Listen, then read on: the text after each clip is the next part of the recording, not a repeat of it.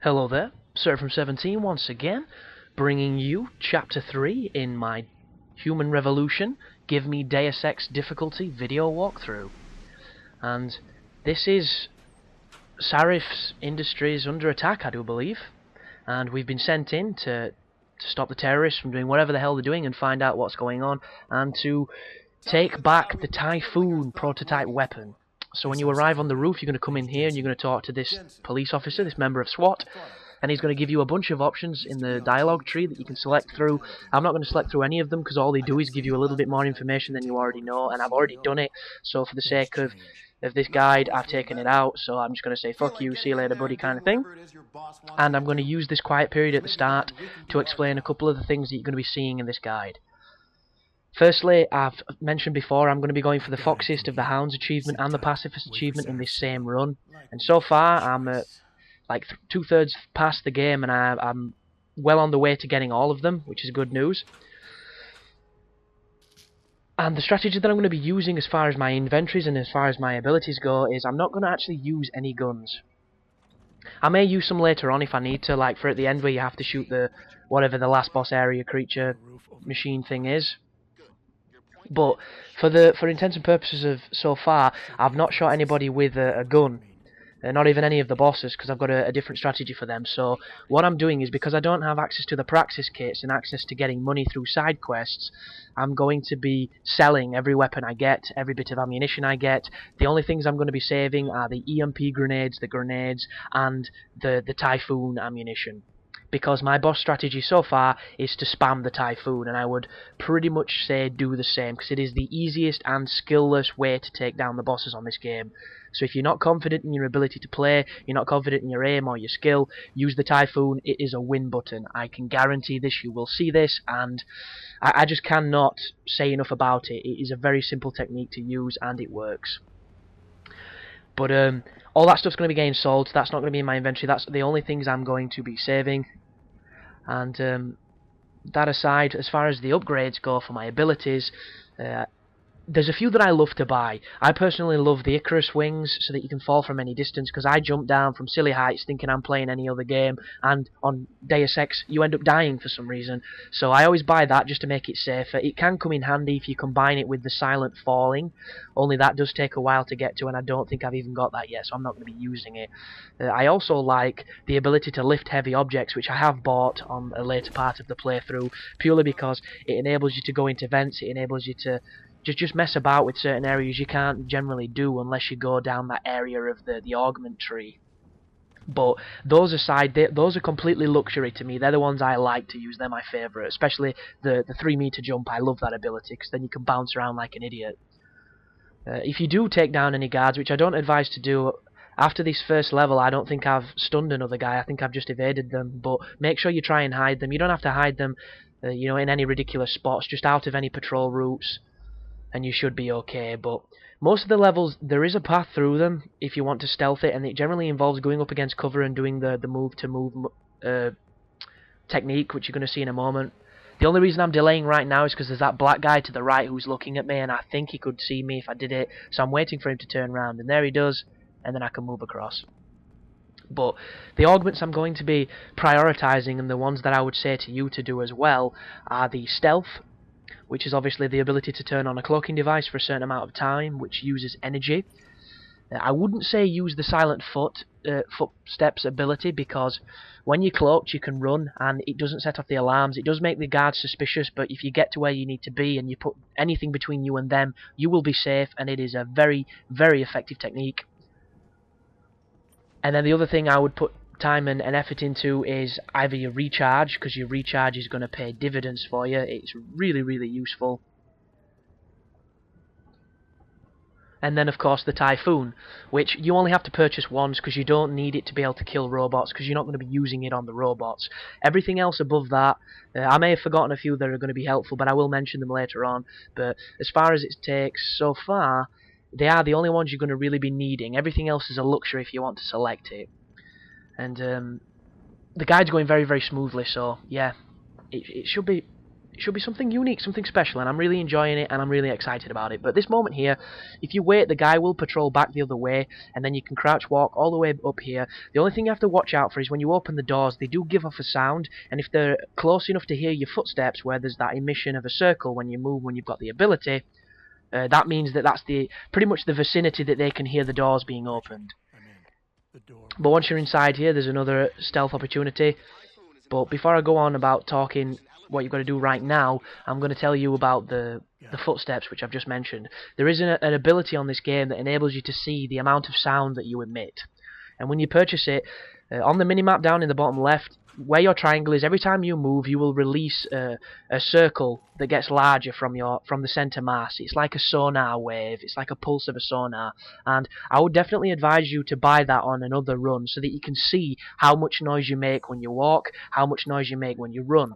And if you can get used to that measurement of how much sound travels, you can then use it to safely navigate the area, and you don't actually have to buy it, because once you've looked at it for a few hours, you pretty much have the gut feeling of where you're emitting sound and where you're at a safe distance. So that's an ability that you can save, but if you're using another playthrough, you'll have that ability just through memory. But once you've been in that room, you don't have to go in that room. I was just looking for some stuff to pick up because that's how I play.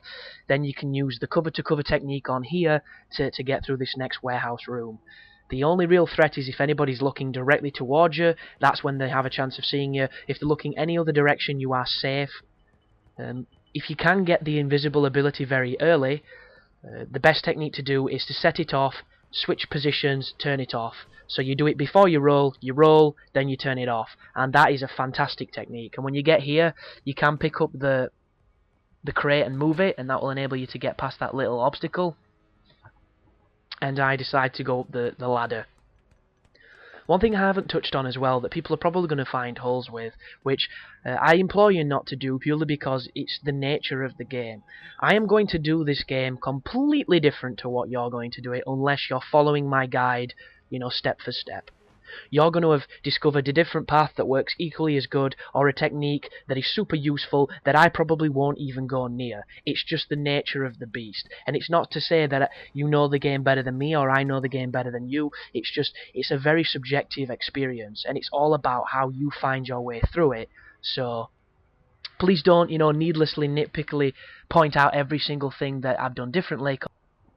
Oh, and an interesting technique as well, before you get the Icarus Fall ability, or if you're not choosing to buy it, this will be quite helpful. When you're climbing a ladder and you're going down, if you're at a safe distance to drop, if you press the jump button, he will let go of the ladder and you will fall faster. Just be aware that if you don't have the ability to land silently, enemies can hear it and it will potentially backfire. It's just a swifter way of traversing areas. But we're into this office area with a couple of toilets, and there's 3 guards here that have a lovely conversation, and they all split off into 3 different directions, and it's your time to play Solid Snake and make your way through. It's not too bad of a pattern to watch. If you just see the patrol pattern, see where they go, you will definitely see the holes in it and the areas that you can exploit. I generally go into every toilet because there's usually air ducts and vents in them, and the vents will cut off so many difficult sections for you so that you can just bypass them very quickly. Obviously that one's covered. And cardboard boxes as well. Cardboard boxes seems to be absolute bastards for hiding vents. And you'll do a section where you'll stealth past a ton of enemies, it'll be really nerve-wracking, you'll feel like an absolute badass, and then when you get where you need to be, you'll look behind a box, there'll be an air vent that would have got you past all that trouble that you just stealthed in about 5 seconds, and you feel like a retard. So always look around for little shortcuts, for little avenues that are going to make the game easy for you. I have remembered quite a few that I found on my first playthrough, so there are a couple of lifesavers, but I'll probably have missed as many as I find, so just bear with that. But if you use cover here, he'll walk directly past you, then wait for him to get just a couple of steps away from you so you don't, you know, get overly bullshitted by the game, because sometimes when you move too close to an enemy, there is a collision where they will suddenly be aware of you when you haven't even touched them, and it's probably just because your model's a little bit bigger than it feels in first-person view. But I always give it a couple seconds before I set off, and then you can move past him without any hassle. And as always, keep saving frequently, because saving is going to save your ass, literally. The only thing that's worse than that is the load screens, which take the piss. And apparently if you install them to your hard drive, it puts them down to about 30 seconds to 40 seconds, but they're about that length anyway, so I don't really see the much difference in that. It's just a massively frustrating and poorly optimized part of the game, which is easily the worst part of this game. Everything else is fantastic. It does have flaws, but the loading is, oh, it is unforgivable. And if it wasn't such a good game, it could easily be a game breaker for me, an absolute deal breaker. But once the elevator opens, we're into another area of, stealthing it up. And this looks really intimidating, but it's exceptionally easy. If you sneak across here and you stand up and you do a lovely burst of energy and jump down here, you will evade that entire room and not have to mess about with the guy. Another thing to point out as well, which a lot of people seem to be kind of confused with, you do not have to get the ghost or smooth operator bonuses at the end of the level to make sure you were not seen, you did not set an alarm off, and that you will get the achievement. You do not need those to pop up.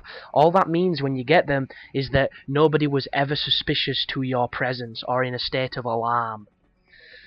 And I've done numerous levels where I haven't got either of the bonuses, but I can guarantee you I didn't set any alarms off and nobody went to hostile, because if they did, I reloaded the game and it was that simple.